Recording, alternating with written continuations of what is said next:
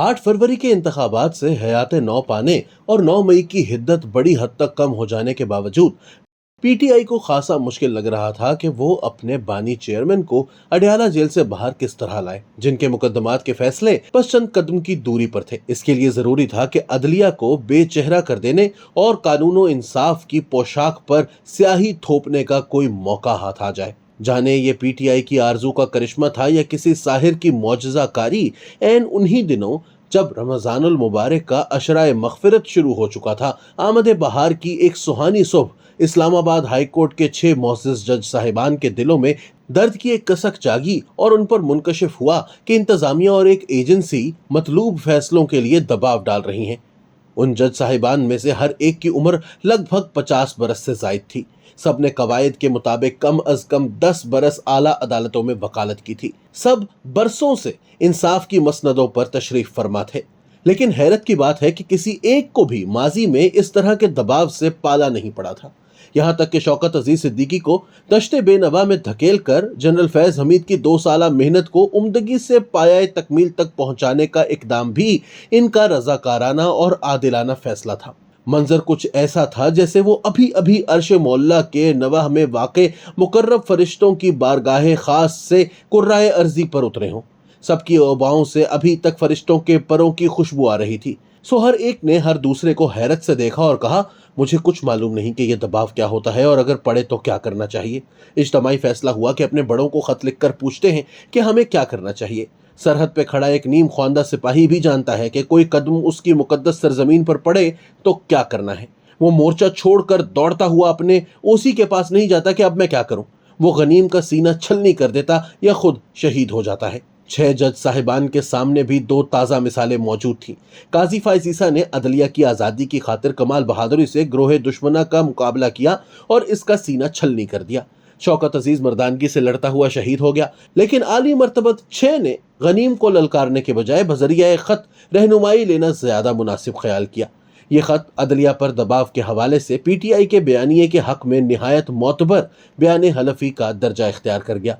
शनासाई की बात कू बकू फैलती चली गई। देखते ही देखते साइफर ही की तरह इस नामाए दिलबरा से खेलते हुए तहरीक इंसाफ ने समा बांध दिया।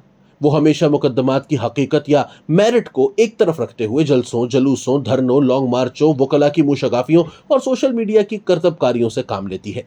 इसी हुनर के सबब वो सुप्रीम कोर्ट की तरफ से लायानी और बेमानी करार दी गई पिटिशन को मुकद्दस सहीफा बनाकर सरे मीज़ान अदल ले आई थी और सहूलतकारों की मदद से पैनामा से इकामा कशीद कर लिया था। पीटीआई के इस हुनर की करिश्मा सामानियों की फहरिस्त बहुत तवील है।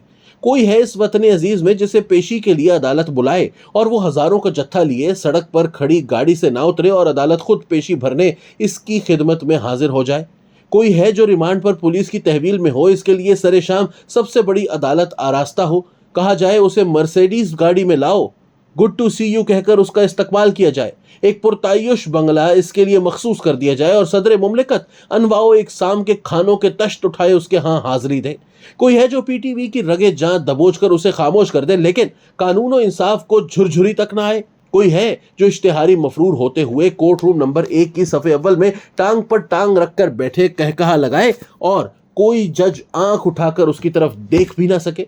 कोई है जिसे एक हरफे कुन के जरिए 20 जमानतें मिल जाए और यह फरमान भी जारी हो जाए कि आइंदा 10 दिन में ये जो कुछ भी करे इसे उस मुकदमे में भी जमानत पर समझा जाए।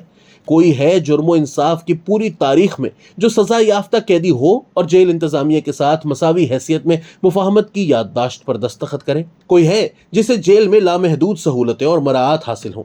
ये सब कुछ किसी उसूल, कायदे या कानून के तहत नहीं, पीटीआई के खुए फितनाओं, फसाद और अदलिया पर हमा पहलू दबाव का नतीजा है। 6 जज साहिबान के खत ने पीटीआई को अपने बानी चेयरमैन के करीबुल फैसल मुकदमात के हवाले से अदलिया पर दबाव डालने का सुनहरी मौका फराहम कर दिया है। जस्टिस काजी फाइज ईसा ने फुल कोर्ट के 2 इजलास बुलाए, खत लिखने वाले जजों को एक एक करके बुलाया, उनका मौक़िफ़ सुना, वज़ीर आज़म से मशावरत की, तय पाया कि जामे तहकीकात का काम इंतहाई नेकनाम और रोशन किरदार साबिक चीफ जस्टिस तसद्दुक़ हुसैन जिलानी को सौंप दिया जाए। जिलानी साहब आमादा भी हो गए। 6 जजों ने भी कोई एतराज़ ना किया, लेकिन पीटीआई ने इल्ज़ाम और दुश्नाम की ऐसी संगबारी की कि वो मर्द शरीफ इज़्ज़त सादात बचाकर गोशाए आफियत में जा बैठा। पी टी आई के फने बारूद पाशी का ये आलम है कि आज पाकिस्तान का कोई बाइज्जत शख्स इस तरह की जिम्मेदारी के लिए दस्तयाब नहीं होगा। इसी दबाव में 7 रुकनी बेंच ने 184(3) की कार्रवाई शुरू की। इसी दबाव का नतीजा है कि बात एक बार फिर फुल कोर्ट की तरफ बढ़ रही है। अदलिया को इंतजामिया और एजेंसियों के दबाव से आजाद कराने के मुकद्दस मिशन के नाम पर पीटीआई अदलिया के लिए सबसे संगीन दबाव की सफाक अलामत बन चुकी है। बरस हा बरस से इसका कमाल फन यही है कि वो जब भी अदालती कटहरे में आए, प्रोपेगेंडा के जोर पर अदालत ही को कटहरे में खड़ा कर लेती और खुद मसनदे इंसाफ पर बैठकर अहकामात सादिर करने लगती है। आज भी पीटीआई अपनी इसी रिवायत और महारत के मुताबिक कुछ यूं जंग आजमा है जैसे 6 जज साहिबान ने वकालतनामा इसे थमा रखा हो।